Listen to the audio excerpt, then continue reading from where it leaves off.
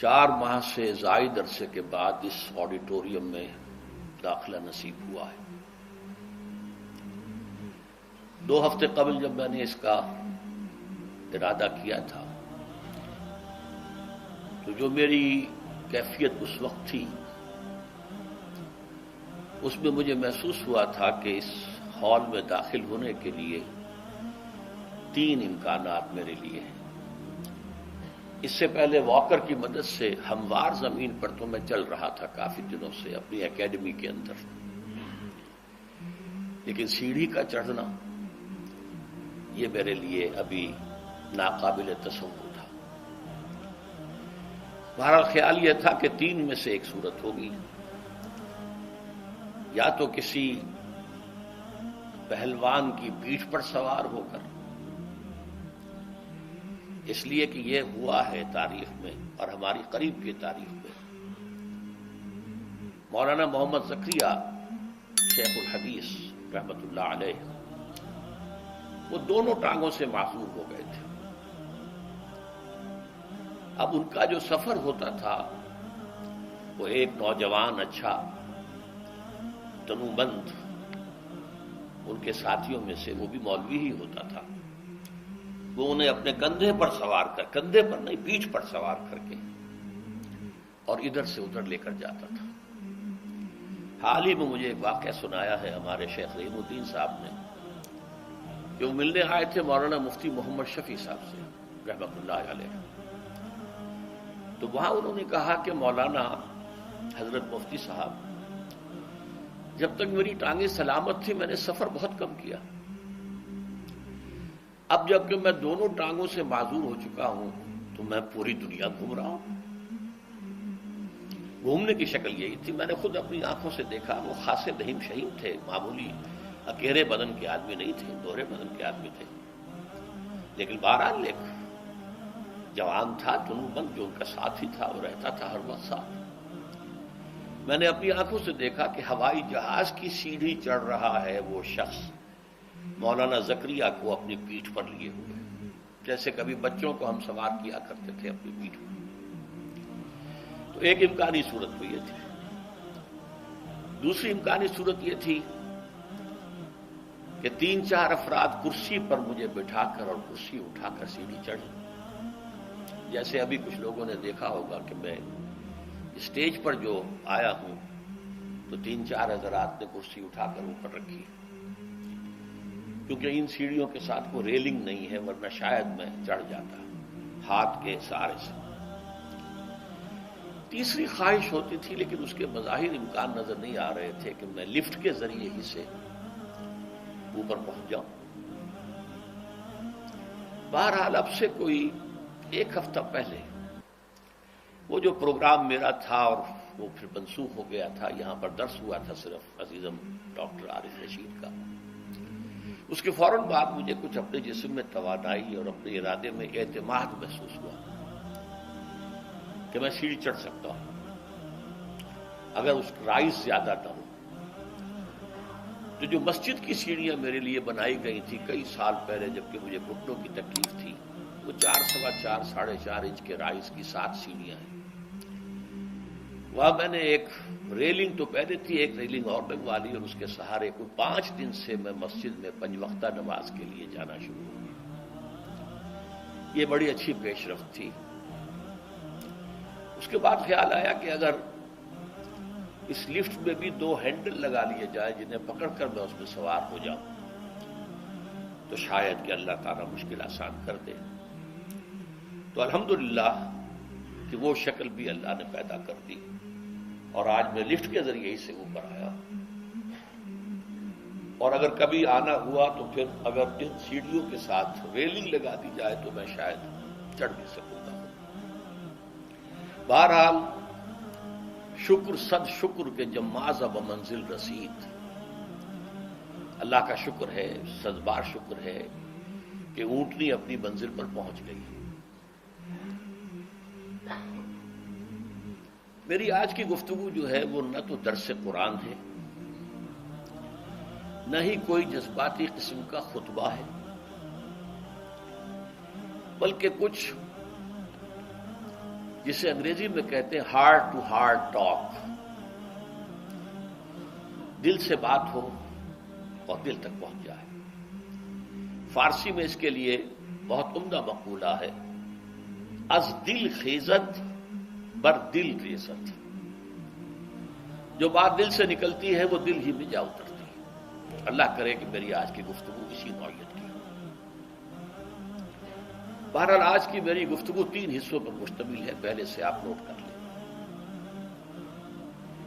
پہلی بات جو آپ میں سے بہت سے حضرات کو ناگوار گزرے گی، پسند نہیں ہوگی، لیکن میں اس کے اسباب، عوامل، اس کے آلٹرنیٹس کو بیان کر دوں گا۔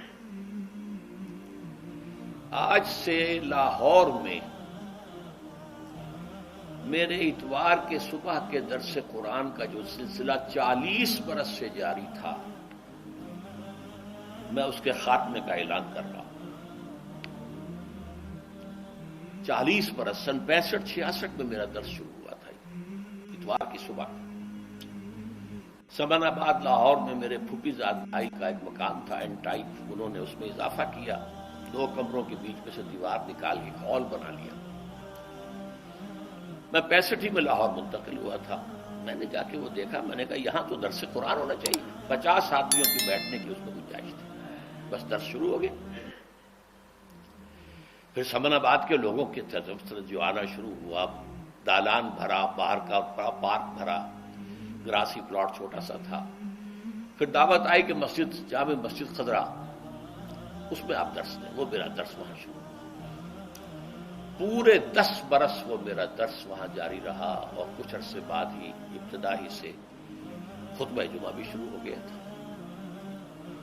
اس درس میں جو لوگوں کی شمولیت ہوئی، جس حساب سے اندازہ ہوا کہ لاہور کے کونے کونے سے لوگ آ رہے ہیں، اور سمن آباد جو ہے اس کے لیے جو راستے اپروچ ہیں ان میں بڑے باٹل نیک ہیں، بڑا مشکل ہوتا ہے اس راستے اپروچ کے لاہور سے دونوں بہت کی، یہاں پہ ٹریفک بلاکس۔ تو پھر وہ درس منتقل ہو گیا مسجد شہداء، مرکزی مسجد لاہور کی، اس میں کئی سال وہاں چلا۔ پھر یہ کہ وہ درس خاص طور پر جب جمعے کی تعطیل ہو گئی تو اب ذرا بھاری ہوا کہ جمعہ بھی ہو، اس میں بھی خطاب ہو، اور صبح درس بھی ہو۔ تو اسے پھر میں نے منتقل کیا مسجد دارالسلام باغ جناح میں، پہلے درس قرآن، تھوڑا سا وقفہ، پھر جمعے کا خطاب۔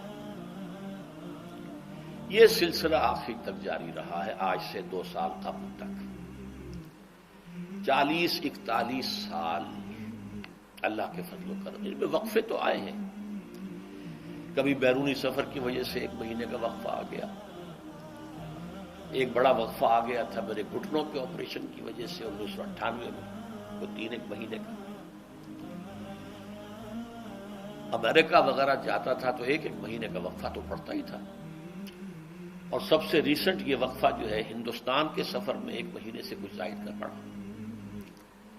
اب یہ آخری وقفہ جو ہے تقریباً 4 مہینے کا، یہ میرے ریڑھ کی ہڈی کے آپریشن کی وجہ سے ہوا ہے۔ لیکن ان وقفوں کو نکال دیجئے تو یہ پورے 40 بلکہ 41 برس بنتے ہیں۔ اللہ کا شکر ہے، اللہ کا فضل ہے۔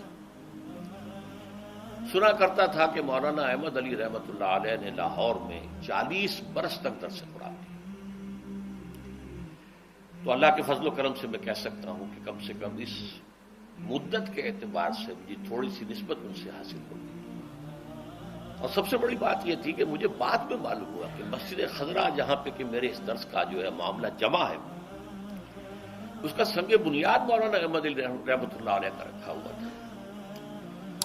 تو ایک تو حالات ہوتے ہیں باہر کے ظاہر مادی، ایک باطنی کچھ چیزیں ہوا کرتی ہیں۔ تو یہ کوئی باطنی نسبت تھی کہ وہ مسجد جس کا سنگ بنیاد مولانا احمد علی رحمۃ اللہ علیہ نے رکھا تھا، اسی میں میرا درس قرآن جمع اور لوگوں کا رجوع عام جو ہے وہ پیدا ہوا۔ بہرحال پہلا تو میرا حصہ اس سے متعلق ہے کہ یہ میں نے فیصلہ کیوں کیا ہے، اس کے اسباب و عوامل کیا ہیں، اس کا آلٹرنیٹ کیا ہے۔ دوسرا حصہ یہ ہے کہ آئندہ کا پروگرام کیا ہے۔ اس کے بھی 2 حصے ہوں گے۔ اس درس قرآن کا تسلسل انشاءاللہ نہیں ٹوٹے گا۔ یہ جاری رہے گا. کس شکل میں جاری رہے گا یہ میں اعلان کر دوں. اور پھر یہ کہ میں بھی ظاہر بات ہے کہ وہ جو شعر ہے اندری رہ بے تراشوں میں خراش تا دم آخر دم فارغ مباش، جب تک جان میں جان ہے قرآن کی خدمت تو کرنی ہے، دین کی خدمت تو کرنی ہے. اس کی صورتیں بدل سکتی ہیں، جیسے درس قرآن کے مقامات بدلتے رہے اسی طرح اس خدمت کی شکلیں صورتیں بدل سکتی ہیں، لیکن وہ خدمت تو آخر سانس تک کرنی ہے. وہ میرے سامنے کیا پروگرام ہے یہ بھی میں عرض کر دوں گا. یہ دوسرا حصہ ہوگا میری گفتگو کا جو فی نفسہ ہی 2 حصوں میں مشتمل ہوگا. تیسرا حصہ جو ہے وہ اس نشست کے اعتبار سے میرا الوداعی تحفہ ہے آپ کے لیے،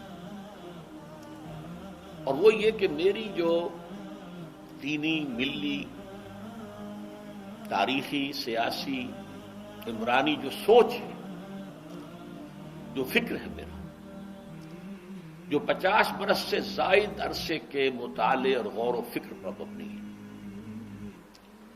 جس مطالعے میں میری آنکھیں بنیادی طور پر قرآن اور حدیث ہے،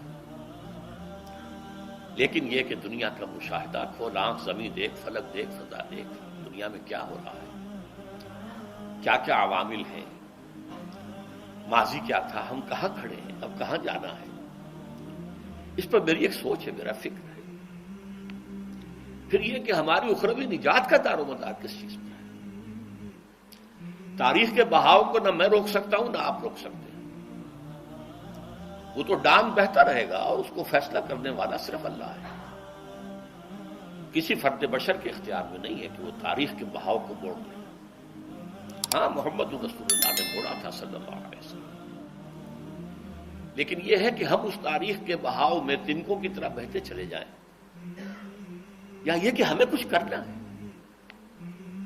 اس اعتبار سے میں اپنے فکر کا خلاصہ آج آپ کی خدمت میں پیش کروں گا، اور میرا اس سلسلہ اجتماعات کے اعتبار سے الوداعی تحفہ ہوگا.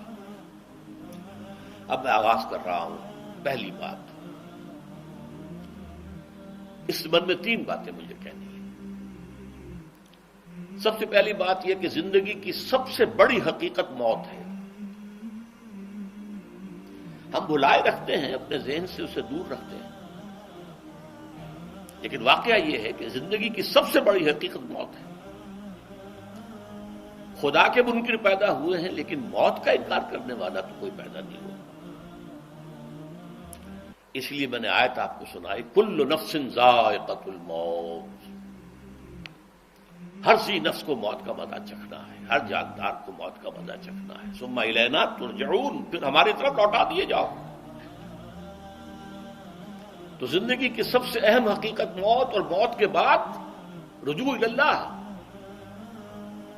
آخرت. یہ سب سے بڑی حقیقت ہے. ایک حقیقت سب مانتے ہیں، سب جانتے ہیں، دوسری حقیقت کے اوپر پردہ پڑا.